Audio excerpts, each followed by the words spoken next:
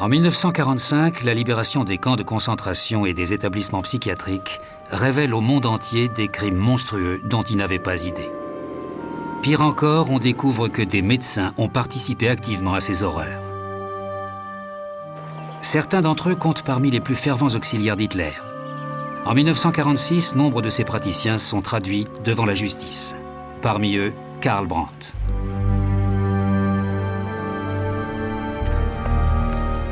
Il écrit son journal intime en prison. Longtemps passé sous silence, celui-ci retrace une vie peu ordinaire.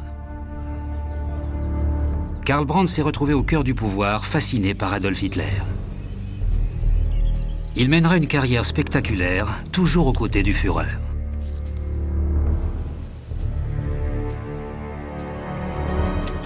Animé d'une vocation de médecin missionnaire, Brandt voulait aider les autres à l'image de son idole, Albert Schweitzer. Pourtant, au procès des médecins à Nuremberg, il doit répondre de l'accusation de crime contre l'humanité. Je ne chercherai pas à me dérober à une telle accusation.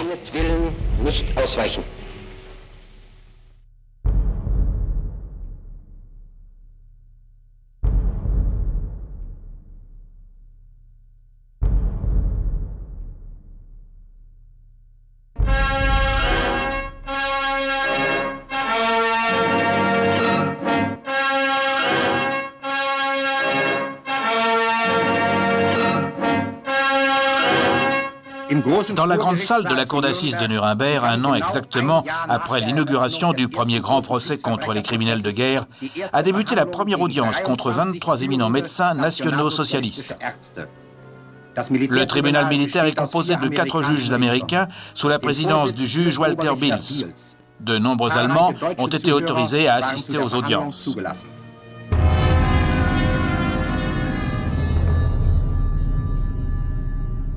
Les États-Unis d'Amérique contre Karl Brandt et d'autres. Cela ressemble fort à une justice de vainqueur. Pourtant, le tribunal assure qu'il n'agit pas par pur esprit de vengeance et que le droit sera respecté.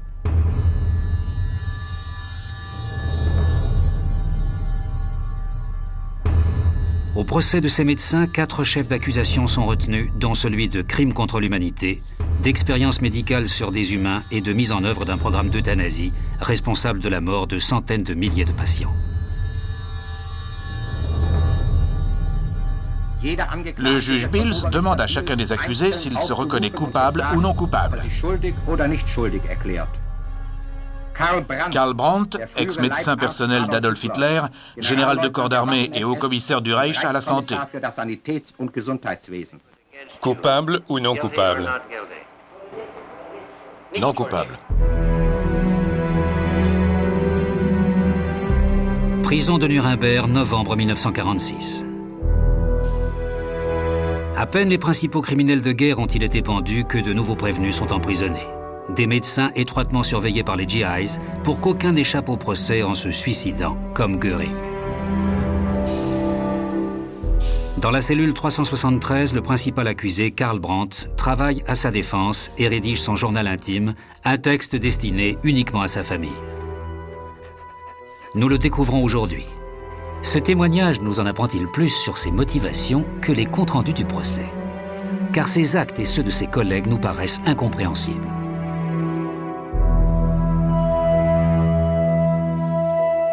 C'est le procureur général, le général de brigade Telford Taylor, qui en dresse la liste pour le tribunal et l'opinion publique. Les prévenus sont accusés de meurtre, mais il ne s'agit pas d'un simple procès criminel. Leur châtiment, ou celui de milliers d'autres, aussi coupables qu'eux, ne pourra jamais réparer les blessures terribles que les nazis ont infligées à tous ces malheureux. Il est de notre devoir, envers le monde entier, de montrer pourquoi et comment tout ceci a pu se produire. Pour comprendre leur motivation, il faut revenir en arrière. Le 30 janvier 1933, Hitler et le NSDAP, le Parti national-socialiste des ouvriers allemands, prennent le pouvoir. Le peuple allemand est fou de joie.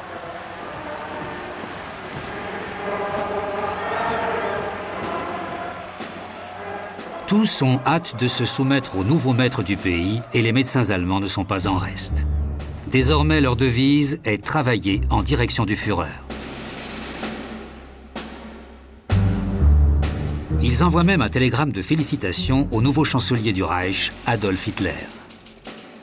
Les médecins allemands se mettent avec la plus grande joie au service de cette grande cause patriotique, en faisant la promesse solennelle d'accomplir fidèlement leur devoir en tant que serviteurs de la santé publique.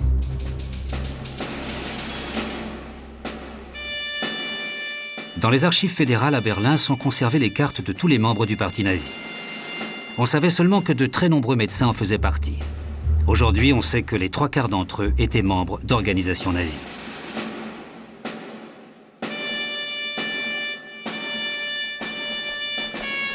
Aucune autre profession ne s'est engagée aussitôt et aussi activement.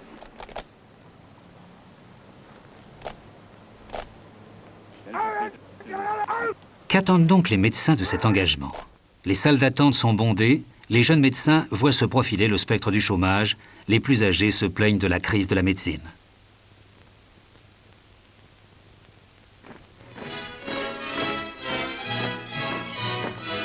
Le NSDAP leur apparaît providentiel. Le parti leur promet du travail et l'arrivée d'un souffle nouveau dans la médecine.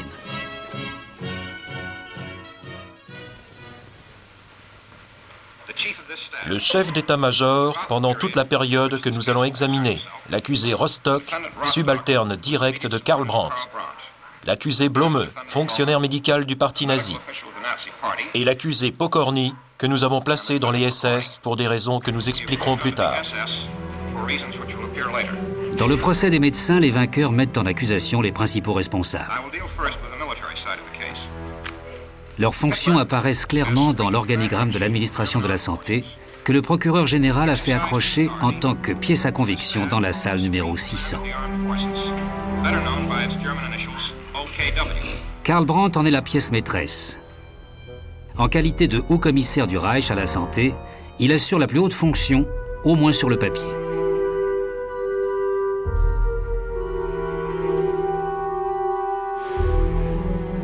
Lui-même attache une importance extrême au fait que la médecine nazie a agi uniquement comme une sorte de différentiel, une image qu'il affectionne particulièrement. Dans son journal, il écrit « On dirait une esquisse accrochée dans la salle d'audience comme un signal de danger, comme si j'avais été une araignée au centre de sa toile. » Comment Karl Brandt, chirurgien spécialiste de traumatologie, s'est-il retrouvé à un poste aussi exceptionnel? Il se souvient du jour où sa vie a changé. Août 1933, le médecin est en route pour l'Obersalzberg. Il a tout juste 29 ans.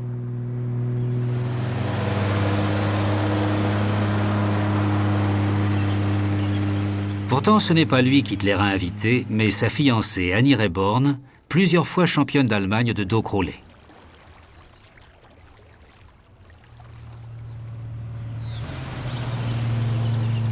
Hitler a découvert une photo de la nageuse dans le Berliner Illustriert alors qu'il était incarcéré dans la prison de Landsberg pour haute trahison. Il lui a envoyé une carte de félicitations pour son titre avant de l'inviter à Munich. Depuis, Rehlein fait partie du cercle intime du Führer. Son fiancé Karl Brandt est lui aussi le bienvenu sur l'Obersalzberg où Hitler aime randonner avec ses amis. Comme tant d'autres, le jeune interne tombe sous le charme du chancelier.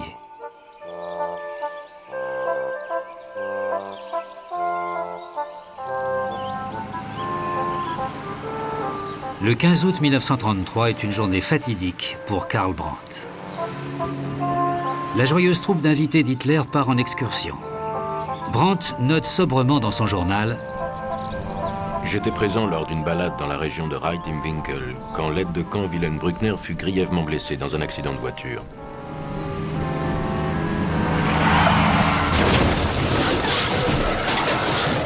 J'opérai Bruckner et les autres blessés à l'hôpital le plus proche. Adolf Hitler me demanda alors de m'occuper d'eux jusqu'à leur guérison. C'est grâce à ma fonction de médecin que nos liens se sont resserrés. »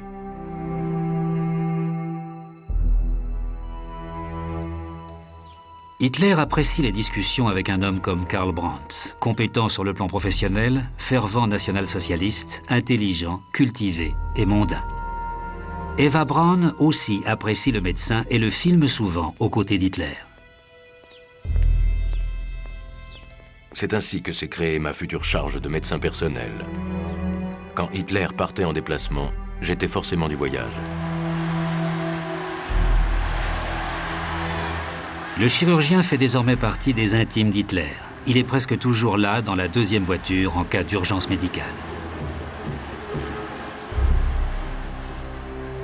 Il accompagne le Führer dans tous ses voyages. Ici, à l'été 1942, avec Hitler et Mussolini sur le front de l'Est.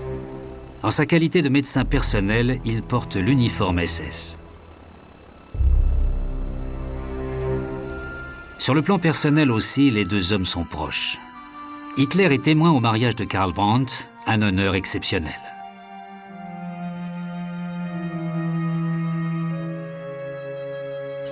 Les Brandt sont souvent invités aux répétitions privées au Berghof. La sympathie est réciproque.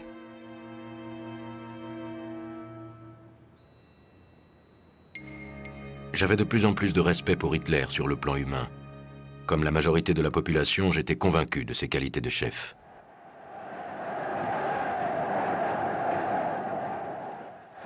Dann wird das Ergebnis nicht die Bolschewisierung der Erde und damit der Sieg des Judentums sein, sondern die Vernichtung der jüdischen Rasse in Europa. 1er avril 1933, c'est le boycott des commerçants juifs. Magasins et cabinets médicaux sont saccagés.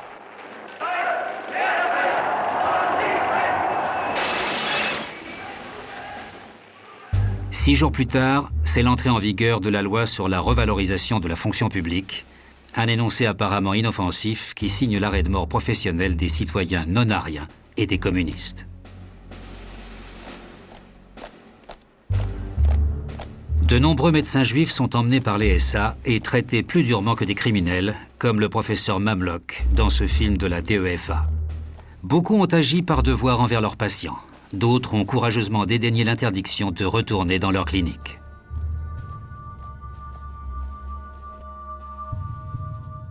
Une avalanche de lois prive les médecins juifs de leurs droits, comme le docteur Oskar Hirschberg en fait l'expérience.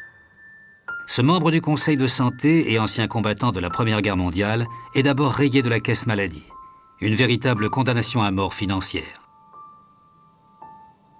Il est ensuite obligé de faire figurer l'étoile jaune sur sa plaque, ainsi que la mention Israël et l'avertissement autorisé à soigner uniquement les Juifs.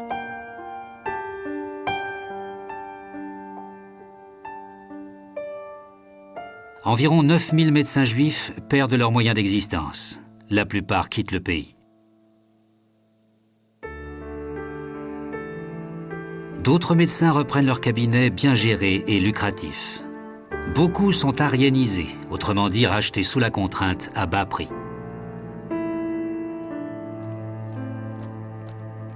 Nombre de médecins nazis au chômage voient ainsi leur fidélité à Adolf Hitler et au parti récompensée. Pour sa part, Brandt ne quitte pas le Führer. Cependant, on le sait aujourd'hui, il n'a jamais été impliqué dans les actions antisémites. Comme beaucoup d'autres, il prétend n'en avoir rien su.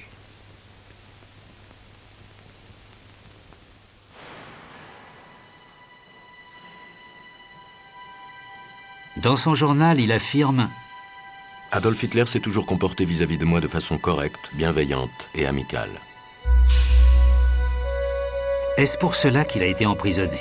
Le tribunal américain a-t-il déjà rendu son jugement? Quelqu'un qui a côtoyé Hitler aussi longtemps ne peut être qu'un porc.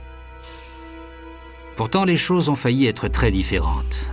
Au lieu d'être le principal accusé de ce procès, il aurait pu être en train d'opérer en Afrique aux côtés de son idole.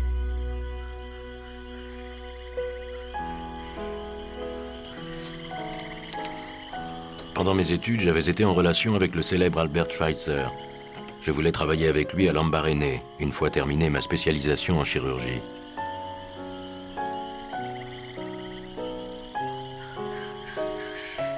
Mais je n'ai pas pu réaliser ce projet car il aurait fallu que j'accomplisse un service militaire français.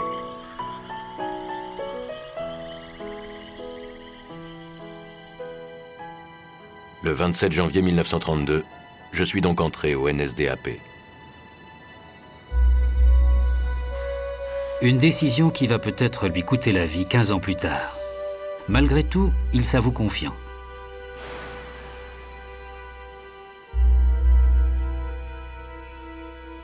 Les Américains n'oseront pas me pendre. Pendant 10 ans, il est le médecin personnel, le garde du corps médical du Führer, ce qui n'est pas un crime en soi. Pas plus que ne laisse sa nomination officielle par Hitler en 1942 au poste de commissaire général à la santé, un titre qui fait de lui le plus haut fonctionnaire médical traduit en justice.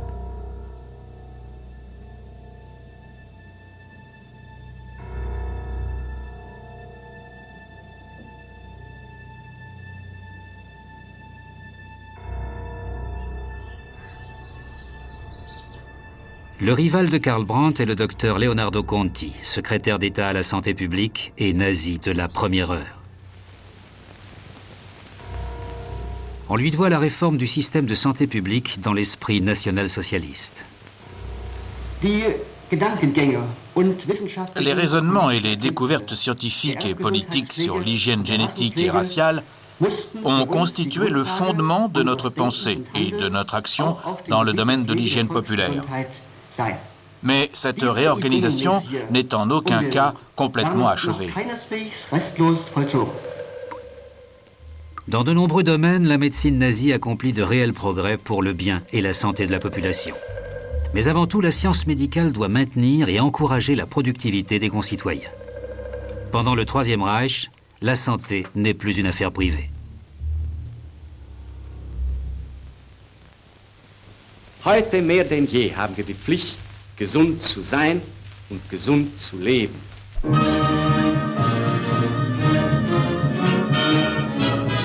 Car tous les rouages doivent contribuer à la victoire. Un peuple sain, un peuple fort, un peuple invincible, telle est la devise de l'avenir de l'Allemagne.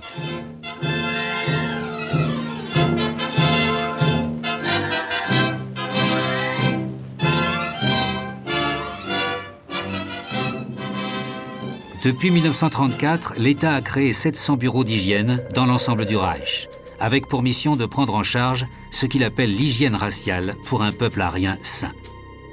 Un des effets secondaires positifs de cette mesure est la création d'un système de santé publique parfait.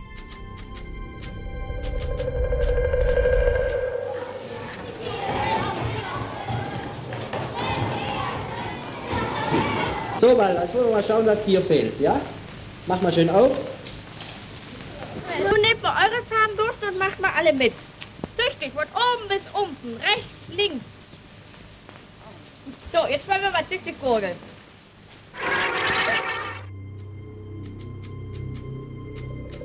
Jusqu'alors, la mesure la moins coûteuse pour empêcher les épidémies était la vaccination de masse. Und du? Heinz Kocher. Na, du bist doch tapfer. Wie heißt du? Hertha Schroth. Oh, wir beide kennen uns doch. Na und du? Annie Meier.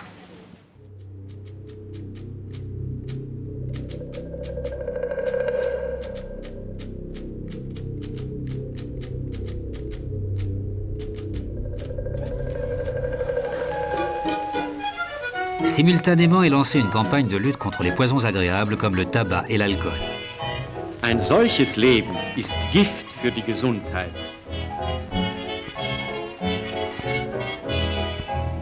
Wer gesund bleiben will, muss auch gesund leben. Pour préserver la santé et la capacité de travail des concitoyens, on procède à des dépistages préventifs du cancer du poumon chez les fumeurs. C'est ainsi qu'on doit à la médecine nazie une découverte extrêmement avancée dans le cadre de la lutte contre cette maladie. Dès 1934, des pathologistes allemands sous l'égide d'Ebrhard Scherer établissent le lien entre le cancer du poumon et le tabac. Pour enrayer la maladie populaire qu'est la tuberculose, on introduit dans le Reich les examens de dépistage radio avec de nouveaux appareils à haut rendement. Ein Apparat für Reihenuntersuchung mit 250 Röntgenaufnahmen in der Stunde. Le peuple passe à la radioscopie, mais l'idée est vite pervertie. Des médecins suggèrent de recenser les Polonais et les Juifs atteints de tuberculose, puis de les éliminer. Comment endiguer les infections selon la médecine nazie, non pas en soignant, mais en détruisant? Alle erfassten Volksgenossen, auch die Rückwanderer und Umsiedler, sind in dieser Kartothek sorgfältig registriert.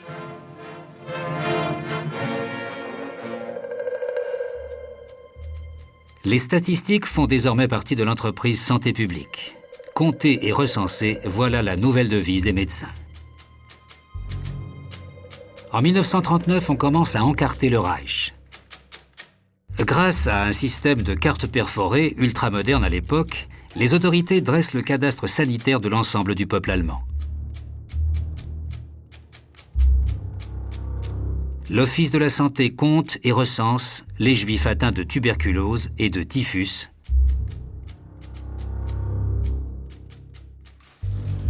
les asociaux et les nomades, tous les Sinti et les Roms regroupés sous le terme Tziganes. 85 000 d'entre eux seront finalement assassinés. À chacune de ces cartes correspond une victime. Par la suite, ce système permet également au SS de gérer l'Holocauste, comme prône le secrétaire d'État à la santé publique, Leonardo Conti. Le destin des peuples ne s'arrête jamais. Il ne connaît que l'ascension ou le déclin. Un peuple est soit le marteau, soit l'enclume. C'est la valeur du sang, la valeur de la race qui décide. Conti échappera au procès de Nuremberg en se suicidant. De ce fait, l'entière responsabilité des actes de la médecine nazie retombe principalement sur Karl Brandt. Tribunal militaire numéro 1. Au cours de ce procès des médecins nazis, le procureur Telford Taylor s'interroge sur leur motivation.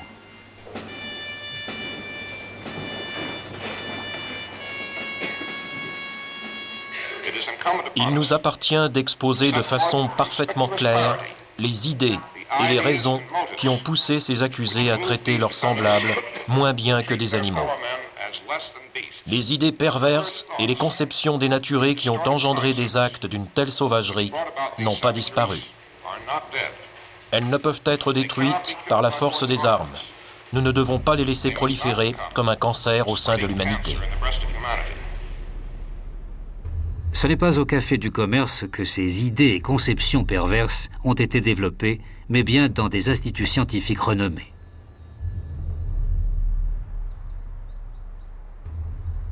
En particulier le Kaiser Wilhelm Institut d'anthropologie, de génétique et d'eugénisme, fondé en 1927 à Berlin-Dahlem.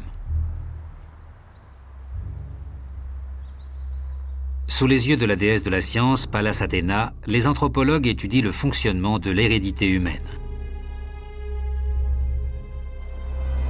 D'abord, conformément à l'éthique scientifique traditionnelle, ils s'appuient sur des expériences animales. C'est le lapin, particulièrement prolifique, qui se prête le mieux à l'étude de la régularité de la transmission héréditaire. Hans Nartzheim, directeur enthousiaste de la recherche animale à l'Institut, collectionne les anomalies de la nature. Tous les éleveurs de lapins d'Allemagne le savent et lui envoient quotidiennement des caisses entières du petit animal.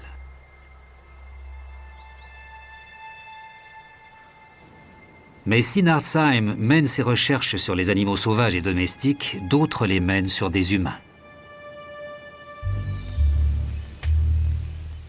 Élever des Ariens sains, empêcher la reproduction des malades et éliminer les individus affublés de tares héréditaires, telles sont les nouvelles tâches de la nouvelle médecine nationale socialiste.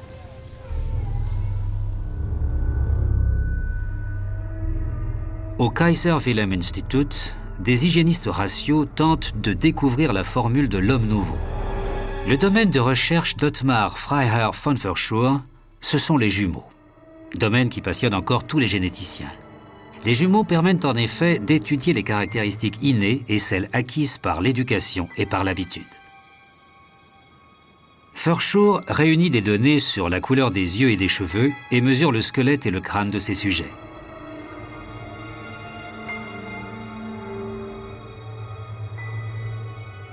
Son objectif est d'établir le plus grand fichier du monde des jumeaux.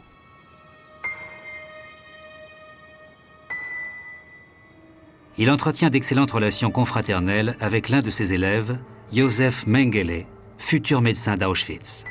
Ce dernier utilisera les ressources de son usine de mort pour effectuer ses propres recherches sur les jumeaux. Il sélectionne des enfants et mène des recherches sur ordre de l'Institut.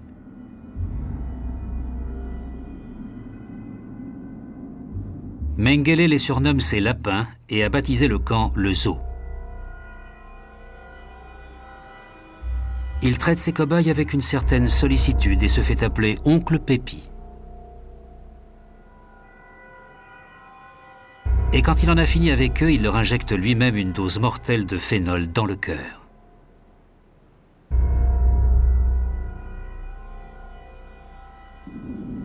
D'Auschwitz, il envoie à Berlin des yeux et des têtes accompagnés du bon de livraison « Meurtre sur commande ».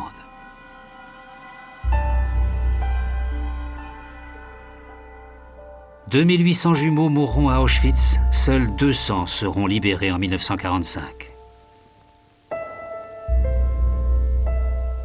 Ce n'est que 56 ans plus tard que la communauté scientifique allemande leur demandera pardon. Après la guerre, Verschoor niera son implication et poursuivra sa carrière de généticien à l'université de Münster.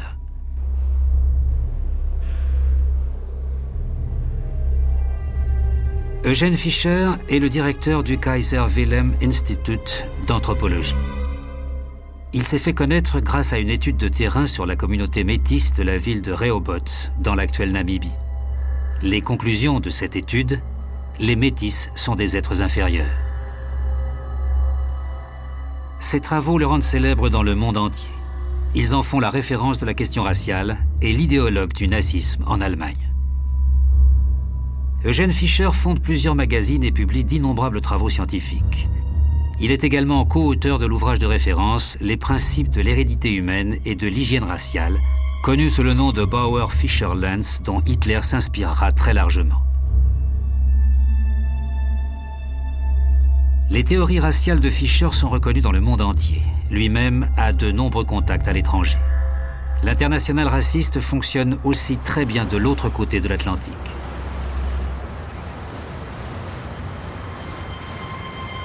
C'est ainsi que Fischer noue des liens d'étroite amitié avec le spécialiste américain de la pureté raciale, Charles Davenport.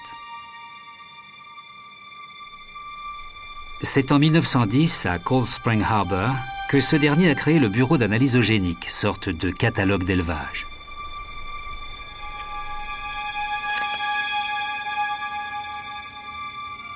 L'historien scientifique et biologiste Garland Allen a étudié dans les archives les arbres généalogiques et les questionnaires qui servirent à dresser des profils génétiques. À l'époque, le but de Davenport et des spécialistes de la race est d'améliorer le patrimoine héréditaire américain.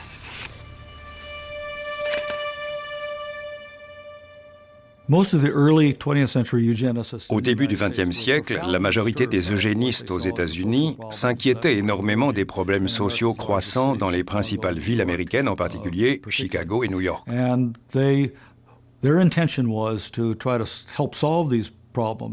Ils voulaient contribuer à résoudre ces problèmes qu'ils attribuaient à une cause génétique et biologique plutôt qu'à l'essence même de la société.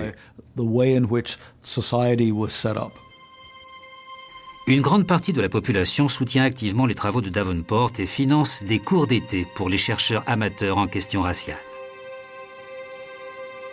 D'ailleurs, parmi ces derniers, nombreux sont ceux qui n'ont aucune qualification scientifique. Les croquis et les arbres généalogiques qu'ils établissent ne reposent que sur des on-dit. L'autre caractéristique du mouvement eugéniste américain est la volonté de limiter l'immigration de façon à réduire l'afflux de soi-disant gamètes défectueuses aux États-Unis, autrement dit, de limiter de façon sélective l'immigration de certaines populations, tout en facilitant celle d'autres groupes. La terre promise, le pays de la liberté et de la prospérité. Depuis 1890, un nombre toujours croissant d'immigrants embarque pour le Nouveau Monde. Mais avant d'entrer au paradis, il y a le purgatoire, Ellis Island. Considérés comme inférieurs, les hommes et les femmes originaires du bassin méditerranéen et d'Europe de l'Est qui se pressent aux portes de l'Amérique n'y sont pas les bienvenus. La sélection est effectuée par les autorités de l'immigration qui s'appuient sur les standards établis par les généticiens de Cold Spring Harbor. L'escalier de la séparation est l'escalier fatal qui sépare les nouveaux citoyens des déchets humains, comme on appelle ouvertement les indésirables, qui sont alors renvoyés chez eux.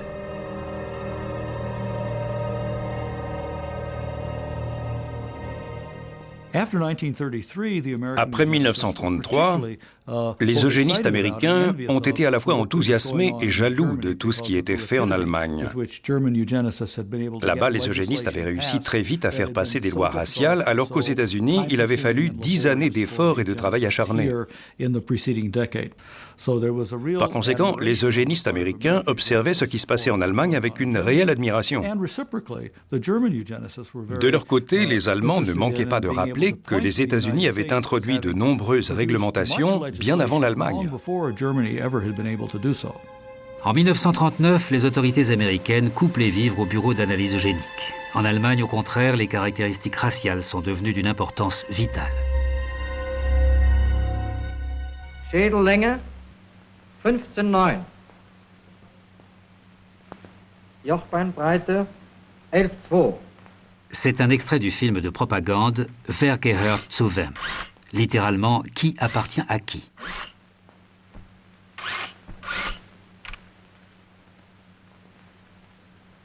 Frau Weber 1C. Herr Weber. Haarfarbe Kuh. Ich danke Ihnen. Wir sind fertig. Suffit-il d'instruments de mesure anthropologique et d'un tableau des couleurs des yeux et des formes du nez pour établir qui est juif, un quart juif, voire d'apparence juive? Les expertises raciales des anthropologues nazis ont-elles encore quoi que ce soit de scientifique?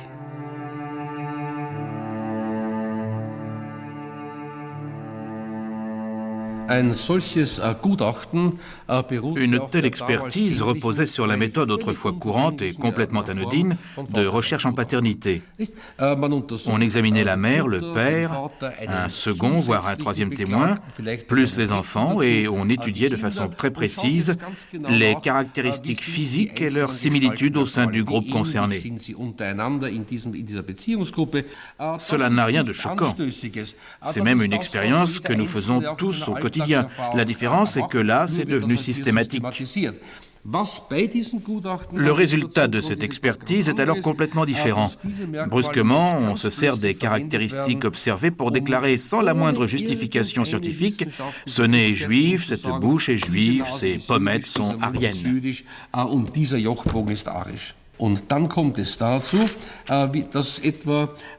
Prenons l'exemple de l'expertise d'un certain Émile L. Laissons de côté son nom de famille.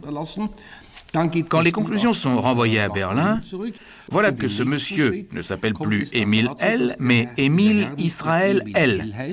Le jugement est tombé.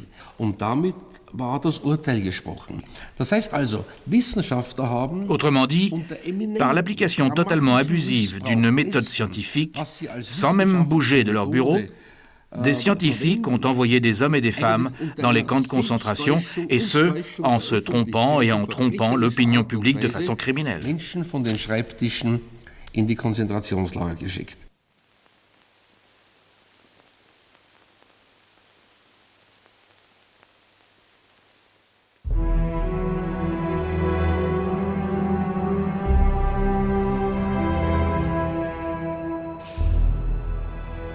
À Nuremberg, le tribunal militaire ne peut pas poursuivre Karl Brandt pour l'extermination des Juifs à Auschwitz. Pourtant, son nom est lié à l'événement qui va inaugurer les pires crimes jamais commis. Quand débute l'histoire de ce martyr, Karl Brandt est là, sur ordre du Führer. Le 7 novembre 1938, on vient le chercher en salle d'opération à Berlin. L'homme d'Hitler chargé des missions délicates est envoyé à Paris.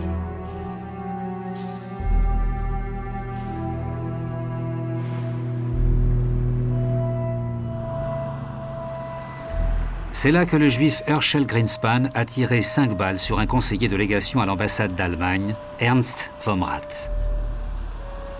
La presse nazie titre « Crime de l'internationale juive ». Les juifs ne l'emporteront pas au paradis.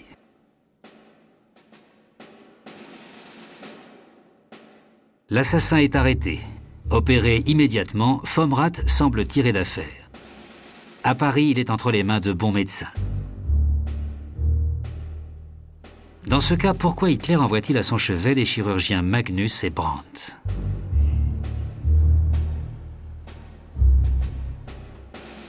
C'est alors que la situation évolue de façon inattendue. Un télégramme parvient à Berlin. Mon Führer, le camarade von Rath est décédé des suites de ses blessures le 9 novembre à 16h30. Signé Brandt. Alors que Brandt rentre à Berlin, en un temps remarquablement court, un pogrom bien organisé éclate dans tout le Reich. Au cours de la nuit de cristal, le 9 novembre 1938, l'incendie de nombreuses synagogues marque le début de l'Holocauste.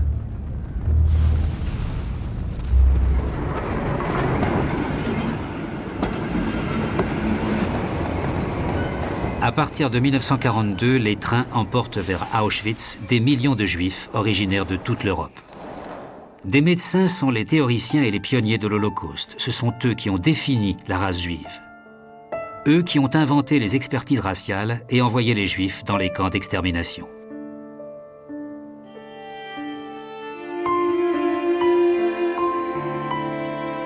Sur la rampe d'Auschwitz, des médecins sélectionnent les jumeaux, les nains, les Sinti et les Roms pour des expériences médicales et séparent des familles entières.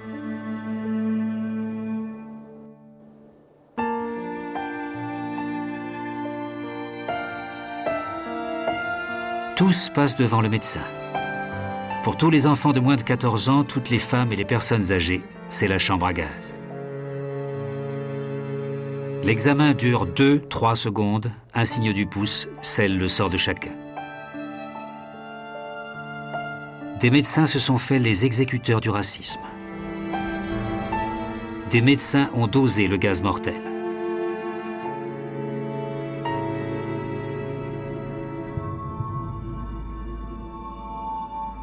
Des médecins ont surveillé le déroulement des opérations d'élimination et dirigé le dépouillement des cadavres de leurs dents en or. Maîtres de la vie et la mort, des médecins ont pris part à l'assassinat de millions de personnes.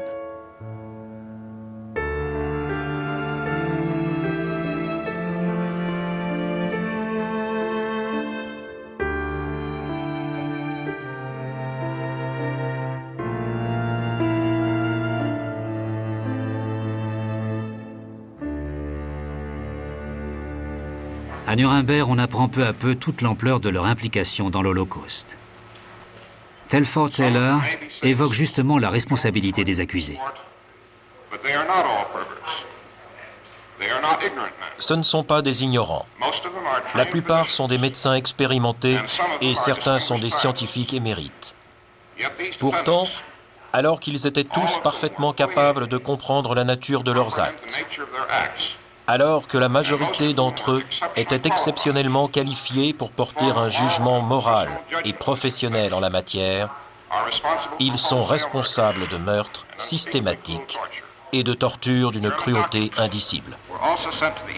Le 16 décembre 1946, c'est le coup de théâtre. L'accusé Victor Brack accable Karl Brandt. Brandt serait responsable d'actions d'extermination de Juifs en Pologne. Jusque-là, convaincu que les Américains ne l'exécuteraient pas, il est bouleversé par ce retournement de situation. Je viens de vivre une journée affreuse. La déclaration formelle de Brack est le pire tissu de mensonge qui soit. Cet individu prétend que l'extermination de Juifs en Pologne aurait eu lieu avec mon assentiment. Je n'ai aucun témoin, aucun document, rien. On va chercher à tout me mettre sur le dos.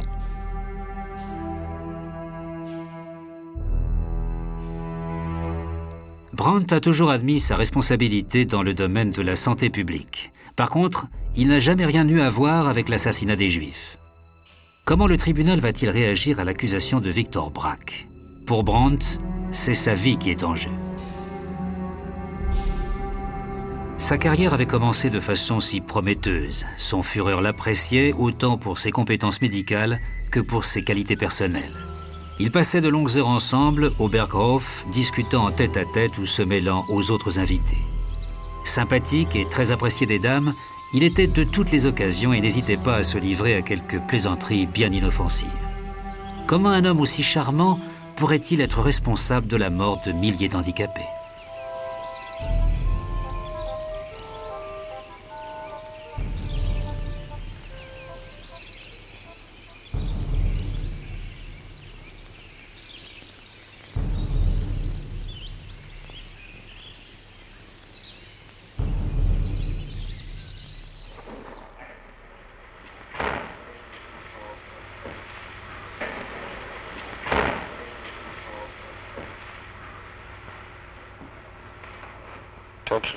La cour.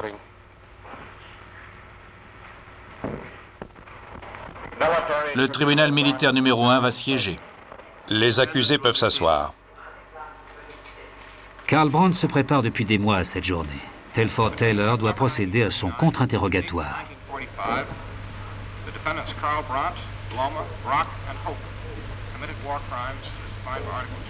Nous allons examiner l'exécution du programme d'euthanasie du Troisième Reich, au cours duquel les accusés ici présents ont assassiné des centaines de milliers d'êtres humains, y compris des citoyens des pays occupés par l'Allemagne.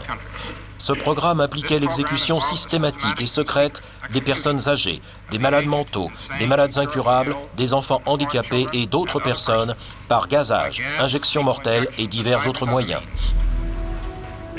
Concernant le chef d'accusation d'euthanasie, la responsabilité de Karl Brandt est définitivement établie. Quelle va être sa défense? Le tribunal et le public vont être surpris.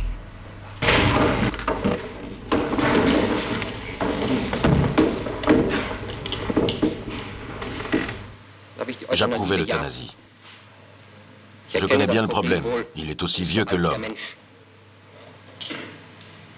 Mais il ne s'agit pas d'un crime contre l'homme, et encore moins contre l'humanité.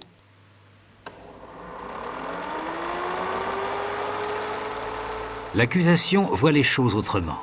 Comme preuve, elle fait projeter un film tourné par les soldats américains au printemps 1945, lors de la libération de l'asile psychiatrique Hadamar.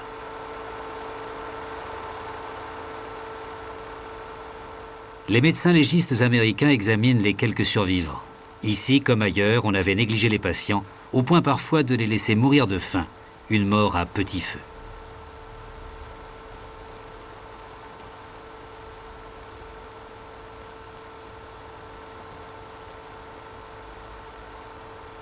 Dans des fosses communes, les vainqueurs trouvent des cadavres pas encore décomposés, preuve que jusqu'à la fin, on tuait encore les malades.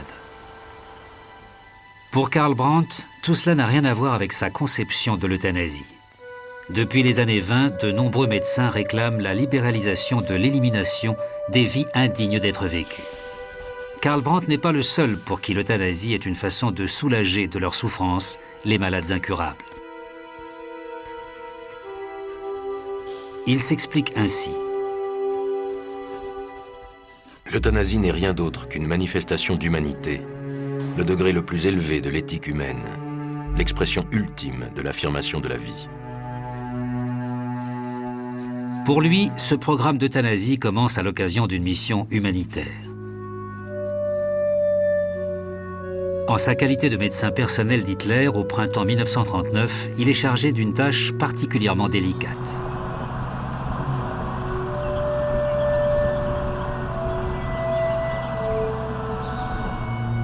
Adolf Hitler avait reçu un dossier à propos d'un enfant né aveugle, unijambiste et manchot. Son père avait demandé à Hitler le droit de procéder à l'euthanasie du bébé. Hitler m'avait alors immédiatement envoyé à Leipzig.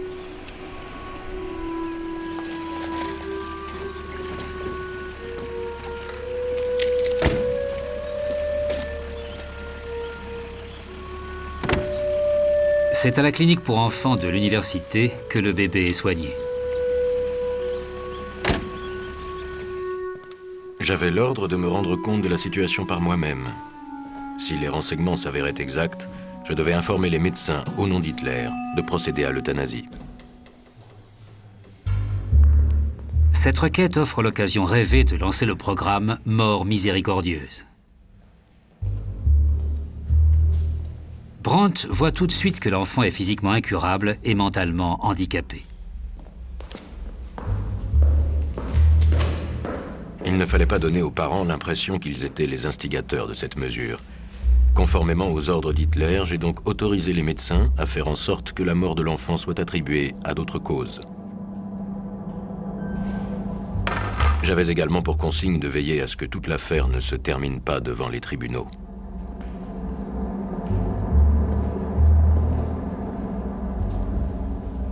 Brandt informe donc le médecin-chef et le charge de faire passer le décès de l'enfant pour une mort naturelle.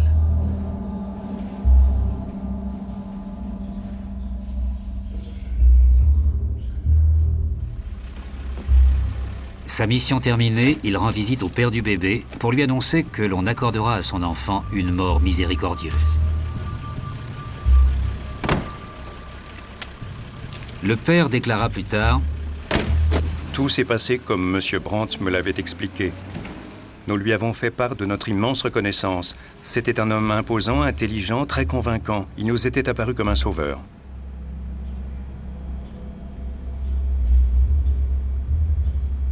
Le 25 juillet 1939, l'enfant décède.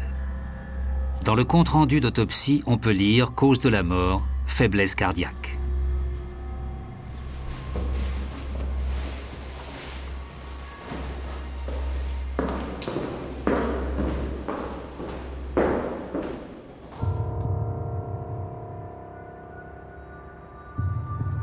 Baumgartner-Höhe, l'hôpital psychiatrique de Vienne. Depuis 1907, on y soigne les névropathes dans des bâtiments majestueux de style 1900, répartis dans un cadre magnifique. À l'époque, c'est la philosophie prônée par la nouvelle psychiatrie, jusqu'à ce que les médecins nazis reprennent la direction de l'établissement et fondent le service pédiatrique am Spiegelgrund. Désormais, il ne s'agit plus de guérir et de soigner, mais de tuer des enfants.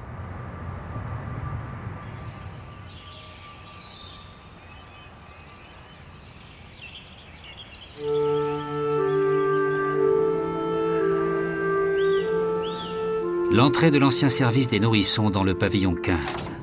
C'est ici que l'on amène les rebuts du Reich, comme on les appelle dans le jargon de la clinique.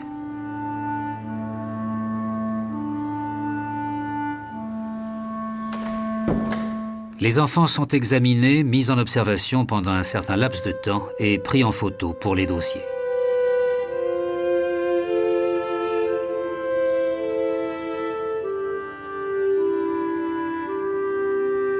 Pour les proches, le cahier d'autopsie du service pédiatrique est un témoignage atroce. En 1997, ma mère est morte. Et c'est en rangeant ces papiers que j'ai trouvé une photo. Une photo qui m'a profondément ému. Elle montre ma mère, mon frère aîné et son cadet décédé.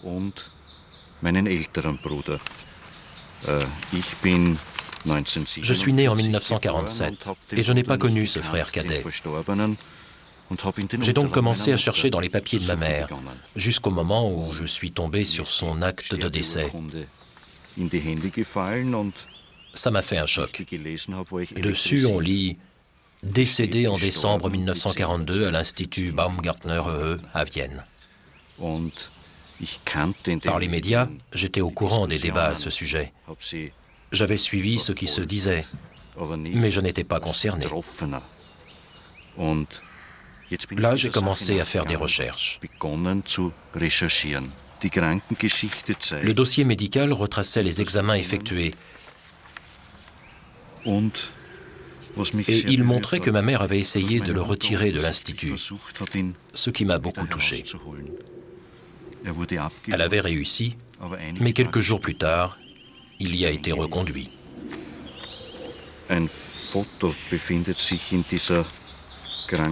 Dans le dossier, il y a une photo, prise le jour où il a été ramené à l'Institut. On y voit un petit garçon mignon, normal, complètement terrorisé, que l'on tient devant l'appareil. Cette photo m'a vraiment bouleversé. Sur le dossier, il y a la mention « atteint de diphtérie ». Très peu de temps après, il a été condamné à mort. Je ne vois pas comment le dire autrement. Dans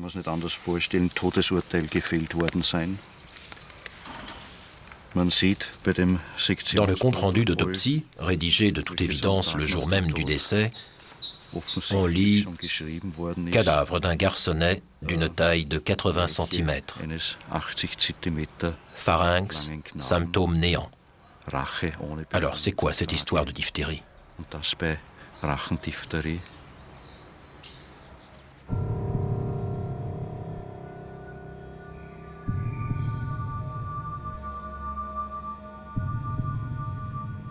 Même la mort ne met pas fin au calvaire de ces enfants. Leur corps est utilisé à des fins scientifiques.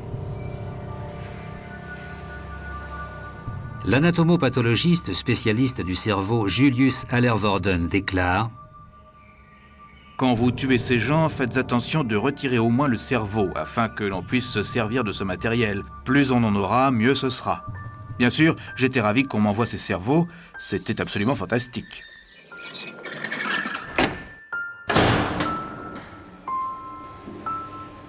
Au nom de la Commission du Reich pour l'enregistrement scientifique des souffrances héréditaires et congénitales graves, les pathologistes stockent leur matériel de recherche dans le formol.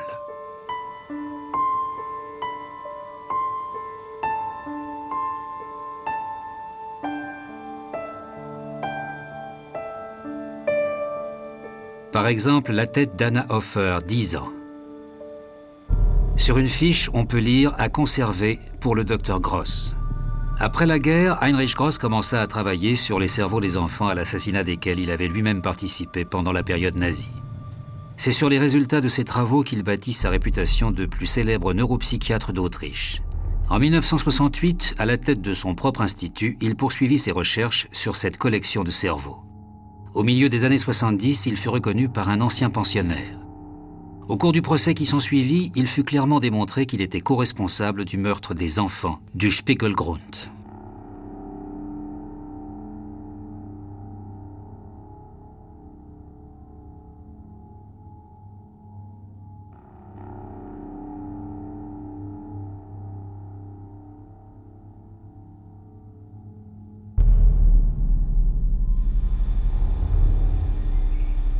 En 2000, son procès a été suspendu pour sénilité.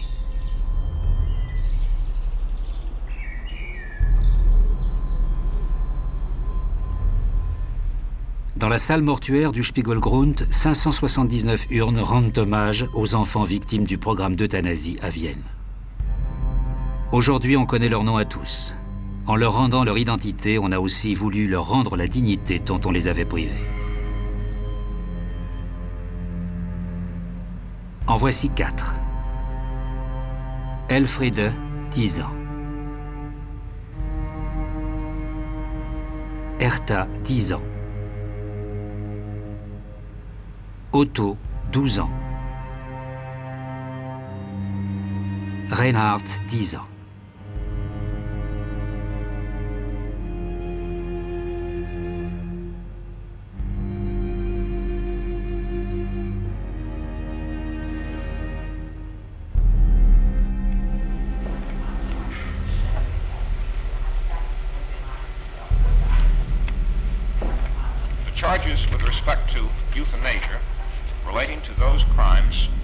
À Nuremberg, Karl Brandt affirme à la barre des témoins: je n'ai rien à voir avec l'organisation de l'euthanasie des enfants.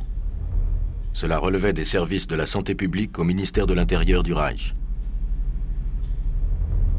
Mais le tribunal possède des preuves. Jusqu'en 1942, il était directeur de la commission du Reich. Par conséquent, pour l'accusation, il est responsable de ces assassinats. Mais il se défend. J'avais seulement à vérifier que les dossiers étaient conformes. Ce n'est pas moi, mais le ministère qui ordonnait les transferts. Comment le tribunal va-t-il réagir aux arguments de l'accusé? L'audience est suspendue.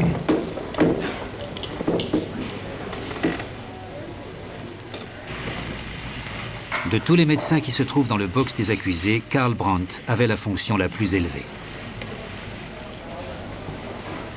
Bien que son sort en dépende, le prévenu n'élude pas l'accusation et continue d'approuver l'euthanasie.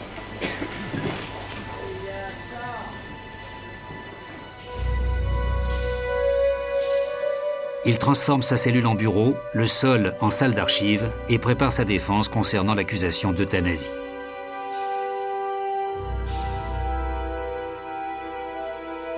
L'euthanasie n'est pas un moyen d'extermination massive, mais une délivrance. Ce n'est rien d'autre qu'une manifestation d'humanité, l'expression ultime de l'affirmation de la vie. Il raconte dans son journal comment il a été chargé par Hitler d'une nouvelle mission spéciale. Début 1940, il est envoyé à Brandenburg an der Havel. À l'automne 1939, j'avais accompagné Adolf Hitler sur l'Obersalzberg. Là, il m'annonça qu'il voulait régler définitivement la question de l'euthanasie. Le médecin est couvert par une lettre d'Hitler. Le Reichsleiter Buller et le docteur Brandt sont investis de la responsabilité d'étendre l'autorité des médecins à accorder une mort miséricordieuse aux malades incurables. L'ancienne prison de Brandenburg, c'est là qu'ils vont chercher la façon la plus efficace de mettre ce projet en application. Réputé consciencieux, Brandt se sent personnellement responsable et veut employer la méthode la plus humaine pour tuer. Il convoque les autres spécialistes pour une réunion de travail, décrite par des participants comme une exécution test. Le docteur Leonardo Conti, à l'époque encore le plus haut fonctionnaire médical, y assiste.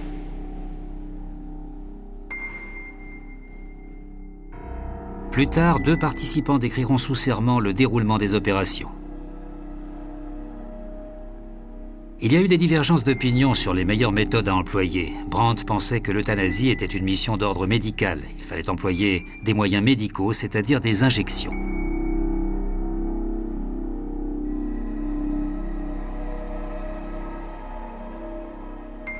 À l'époque, on nous a clairement dit que les docteurs Conti et Brandt avaient procédé eux-mêmes aux injections. Ces 2 médecins ayant les responsabilités les plus lourdes du Reich, c'était une façon très symbolique de montrer qu'ils se chargeaient aussi de l'exécution pratique de l'ordre du Führer.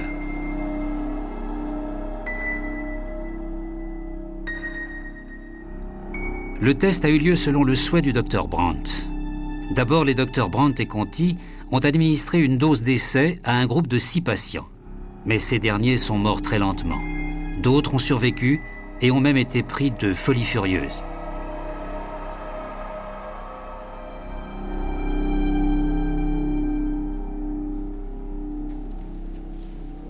Les responsables sont horrifiés. Ils doivent renouveler plusieurs fois les injections jusqu'à ce que tous les patients soient morts. Les médecins décident donc de tester une autre méthode.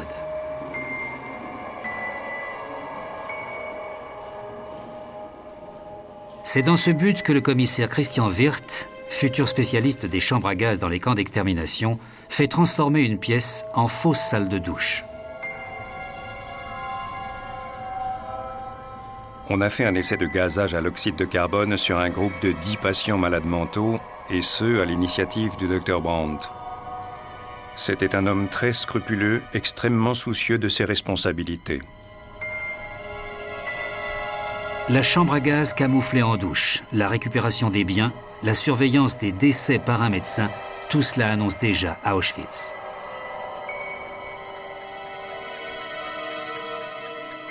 Ce premier essai est un succès.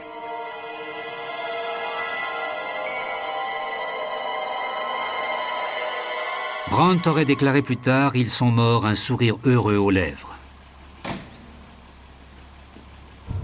Et de fait, il recommande cette méthode à Hitler. Mais il insiste sur un point, seuls des médecins pourront ouvrir le robinet du gaz. Brandenburg a-t-il servi de modèle à Auschwitz? Ici, l'oxyde de carbone, là-bas, le Zyklon B. Brandt affirme n'avoir appris l'existence de ce gaz qu'en 1946 par la presse.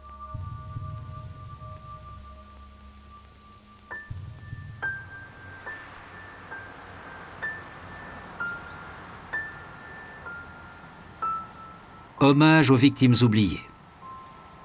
À Berlin, une plaque de bronze rappelle que c'est à cet endroit que fut planifiée la première campagne d'extermination massive du régime nazi, qui fit 20 000 victimes sans défense. Les 3 organisations responsables s'installent ici au 4 Tiergartenstrasse, d'où le nom de code Action T4, une abréviation qui camoufle l'assassinat systématique des patients des sanatoriums et des asiles psychiatriques. Des fonctionnaires de la chancellerie sont chargés de gérer le transport des malades, dont le coût est imputé aux caisses maladie et au service de l'assistance publique. C'est uniquement pour cela que les dossiers sont archivés au bureau central de T4.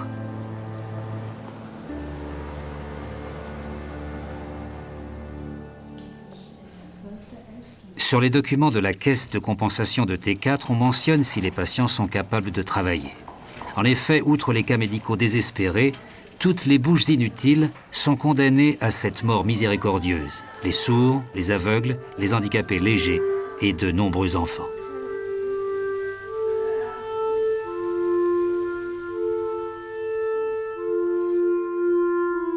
Soigneusement classée dans les dossiers, chacune de ces fiches est la preuve qu'on a disposé sans scrupule de la vie de ces êtres humains.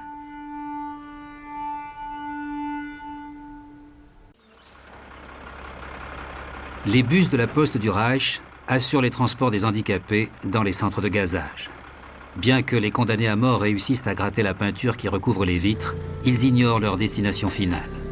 Pourtant, beaucoup s'en doutent, quelques-uns même le savent, la mort est au bout du voyage, dans des instituts comme ceux de Grafenegg, Hadamar et Bernburg.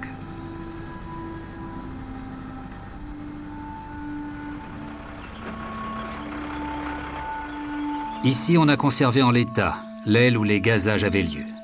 Dans tous les instituts, le déroulement des opérations est immuable. Après la guerre, des membres du personnel soignant racontent. La procédure d'élimination commençait dès l'arrivée des patients. On leur injectait de la morphine sous prétexte de les vacciner préventivement, car certains commençaient à délirer. Puis on les examinait pour définir une cause de mort plausible et identifier ceux qui avaient des dents en or. Ensuite, on les faisait entrer dans la chambre à gaz.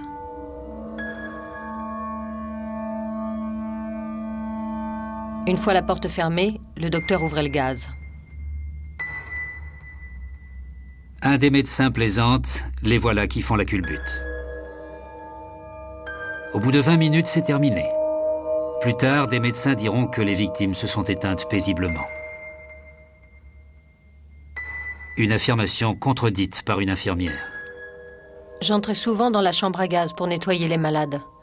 La plupart du temps, ils étaient couverts d'excréments et de vomi. Quand on se fait dessus tellement on a peur de mourir, on ne s'éteint pas paisiblement.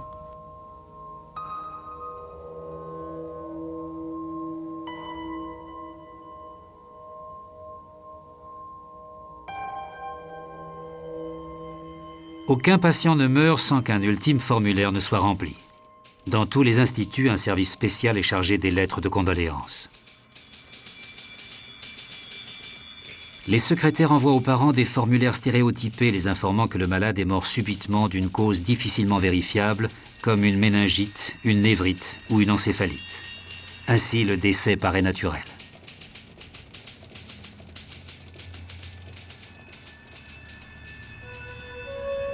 Tout ceci était-il légal ? Brandt s'appuie sur l'ordre donné par le Führer. Je n'ai pas envisagé qu'un décret du chef de l'État puisse m'amener à commettre un acte criminel. En outre, il s'est avéré que tout le monde, partout, faisait comme si c'était parfaitement normal. Et pour nous, ça l'était.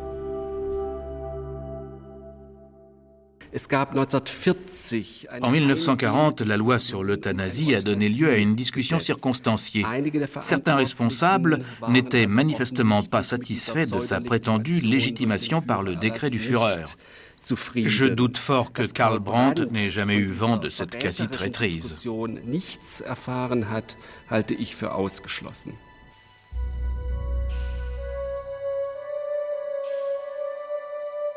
À Nuremberg, Karl Brandt peaufine sa dernière intervention, désireux de convaincre le tribunal qu'il est toujours resté fidèle à son idéal de jeune chirurgien.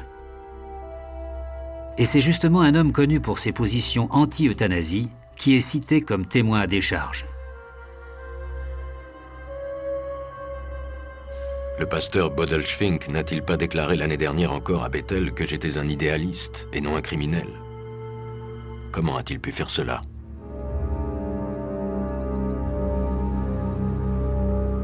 En février 1941, Karl Brandt, alors le principal chargé de mission sur la question de l'euthanasie, rend visite au pasteur Friedrich von Bodelschwingh à Bielefeld.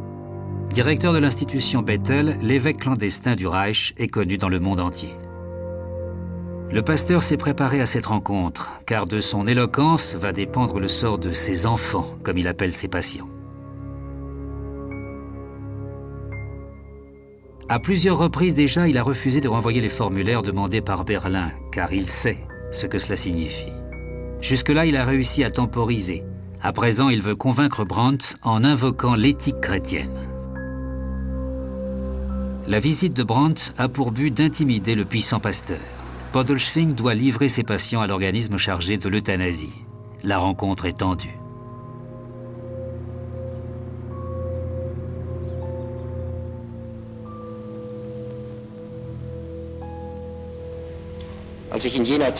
Lors de ma discussion avec le pasteur Bodelschwingh, la seule personne sérieuse que j'ai rencontrée qui m'ait fait part de ses réticences, j'ai eu d'abord l'impression que nos conceptions divergeaient totalement.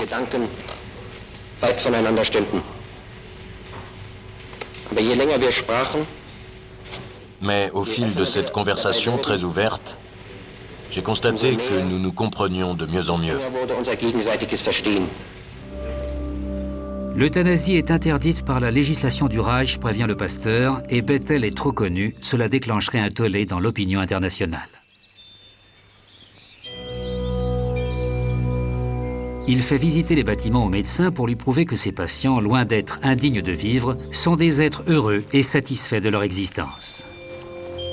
Beaucoup travaillent et ne sont pas des citoyens inutiles. Tous sont bien soignés et dorlotés. Alors le pasteur a-t-il su toucher l'âme de Karl Brandt? Comme on peut en conclure d'après les notes de Friedrich von Bodelschwingh, Brandt a été impressionné en particulier par les enfants gravement handicapés du pavillon Patmos. Il est même revenu sur le sujet plus tard dans sa discussion avec le pasteur. Sur ce point, on peut dire que oui, Fritz von Bodelschwingh a su toucher son âme. Pour les patients de Bodelschwingh, Karl Brandt fait preuve de clémence. À Bethel, on appliquera l'euthanasie uniquement aux vies totalement éteintes